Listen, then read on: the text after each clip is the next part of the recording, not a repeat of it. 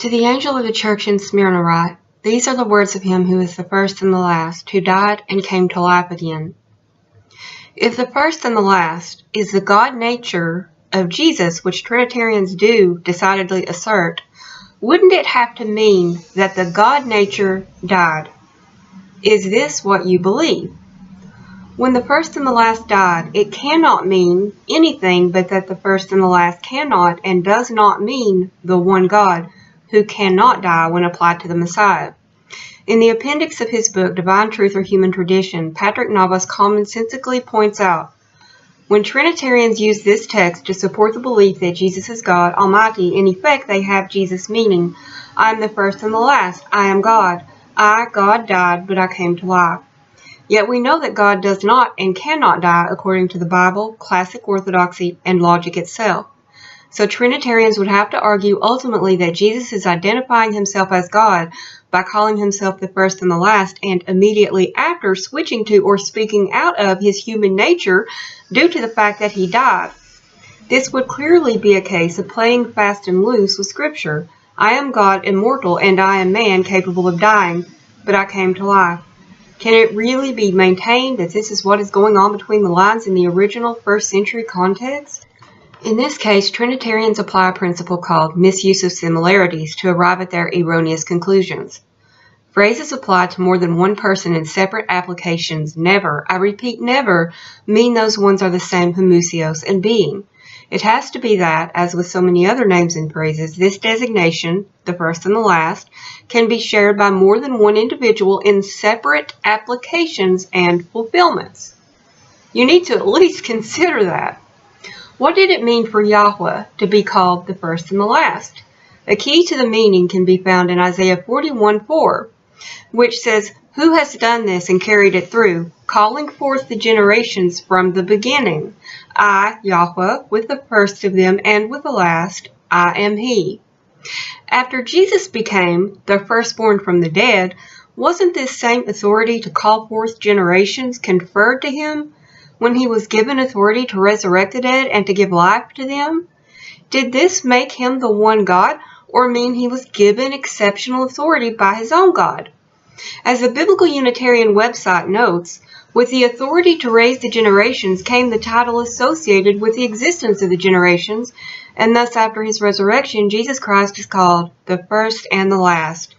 End of quote. Yes, Jesus can be called the first and the last, as another one calling forth generations once conferred that authority as the one appointed by his own God to raise and immortalize a new creation. Since death and resurrection is always the context of the first and the last as applied to Jesus, it is undeniable and apparent that it cannot mean immortal, true, eternal God. That one has never nor could ever die or be raised by someone greater. Just like it says in 1 Timothy 6:16, it says the one God is immortal and lives in unapproachable light, and no one has ever seen Him or could see Him. And 2 Corinthians 13:4, in stark contrast, says about Jesus, it says He was crucified in weakness, yet He lives by God's power. And it doesn't say the first person of God's substance is power, it says by God's power. Trinitarians would have to substitute His human nature, but certainly not Him, for He, in 2 Corinthians 13:4, in order for their dogma to be upheld in the least, one cannot be simultaneously mortal and immortal, God and also man. God cannot be a mortal man. If He could become one, that could only mean He would no longer be God. And it doesn't say that God took on a human nature in Scripture. That is definitely something read into the text, and that is called eisegesis, not exegesis. God is immortal and unable to be seen, dwelling in unapproachable light. Jesus was crucified in weakness, ubiquitously beheld, and lives only because of the power of someone else that He Himself called greater. The difference in their beings is so detectable and apparent that common Trinitarian declarations regarding supposed consubstantiality and co-equality are inappropriate and, to me personally, even mind-boggling. God functions through Christ, who is His emissary, and in His beloved servant, Jesus, fulfills His will and purpose for mankind from the beginning to the end of time. But this should also prove that Jesus is not God. Rather, he's that one's agent and revealer. If I sent someone to represent me and work for me, that should prove that one is not me. If someone was my reflection and servant and kinfolk and image, that should also prove that someone is not me, nor a member of my substance.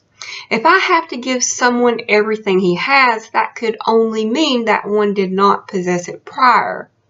Jesus does and says nothing of his own initiative or without a gifting or appointment. Christ cannot be two people. Even Trinitarians admit this. So if he was never a true human being for Trinitarians, that is serious. Christ cannot be simultaneously mortal and immortal, so he was never able to die for Trinitarians. You cannot say the first and the last as applied to Jesus in the New Testament is any indication he's the one God when the context is mortality and being raised by his own God's power. God does not have a God. God cannot die. Who did Jesus think the one God was? If you ask Jesus if his God was three people, he would say, no, my God is the one God of Deuteronomy 6:4. That is my God. All of this needs to be considered critically and profusely by every earnest truth seeker. Thank you so much for listening.